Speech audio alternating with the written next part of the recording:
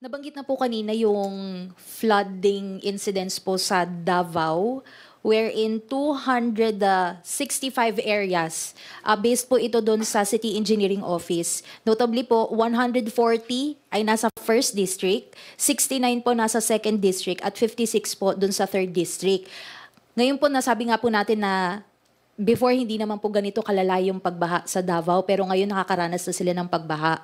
Pero si Mayor Baste Duterte po, parang ang sinisisi pa rin po niya ay ang Pangulo at sinabi po niya na itong flood control project investigation ay PR stunt lang po. Your reaction po dito?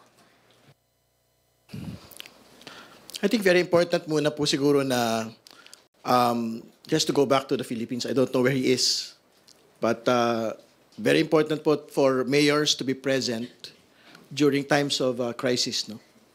So I think that's the first point that we want to make.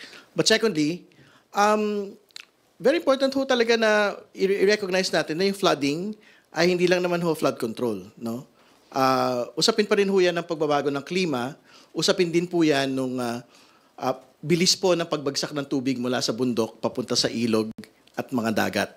Pero meron pong centrality yung pong flood control system sa atin pong mga lugar. So very important din po definitely na makita rin ho natin yung pong impact, no, ng mga flood control systems within Davao City and within Davao Region. Kasi I'm quite certain, malaki din po talaga yung pondo na iginugol within this administration and more particularly in the previous administration to Davao City and to Davao Region.